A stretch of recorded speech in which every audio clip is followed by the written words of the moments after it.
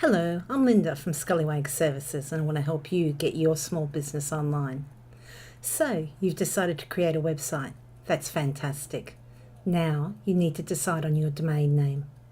What's a domain name? How do you decide on what makes a good domain name?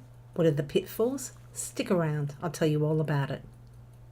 So, a domain name, it's just your website address, also known as a URL. For example, mine is scullywag.com. Someone types in scullywag.com, bang, it goes to my website. So what's your domain name going to be? If you have a business registered or you know what you want to call your domain name, it makes sense to go with that. Otherwise, there's a few other options. Try to keep it short and sweet. For this reason, they often recommend that you don't use hyphens or numbers if possible. Some people decide to use their own name, make it a personal brand. This works particularly well for people who are offering a very personal service or product, particularly artists, writers, musicians.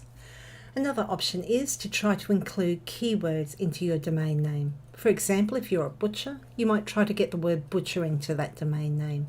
Or if you're servicing a certain area, so let's say you're servicing the greater Brisbane area, you might try to get Brisbane into that domain name. And then there's country domain names. Usually if you're using a country domain name, you need to have a business registered in that country. For example, .com.au is the Australian one.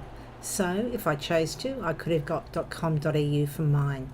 However, I find that most of my business is from people overseas, so I've decided to stick with just .com. It's not to say that I couldn't have bought the .com.au as well.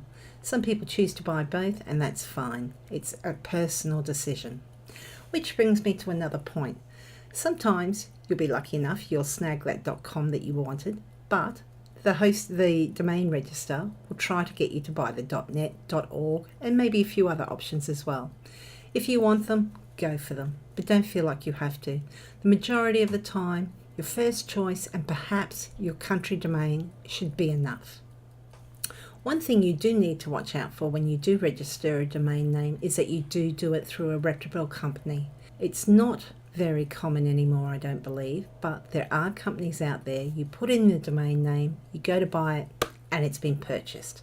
Now, you could be extremely unlucky and somebody else just happened to do it, but what's more likely is that company has actually registered it.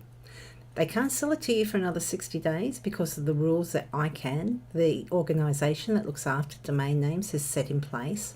They can't resell it for 60 days, but the point is, once it's theirs and they can resell it for what they want. So instead of paying maybe $17 American for that domain name, you might be up for a couple of hundred. Personally, if that was me, I'd be just like, no thanks. I'd be going elsewhere and buying another version of that domain name. Then we have free domain names. 98% of the time, this is going to be completely above board.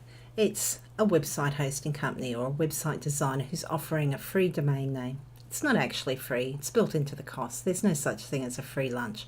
But what you do want to do is make sure that it's your name that's going down as the owner of the domain name. There's several different options that you have there. You might want to have them down as a contact, the admin contact or the technical contact, but you should be down as the owner. There have been cases when people have been given a free domain name and then when they've gone to move their services or their website, they've run into problems because it's not registered in their name. Whoever gave them the free domain name has registered it in their name, and again, they have you over a barrel and they can charge you whatever they like to transfer that over to you. So just a couple of things to be aware of. And that's about it. So I hope you found that informative. If you did, please feel free to like, share or subscribe. And I look forward to talking to you next time when we discuss website hosting.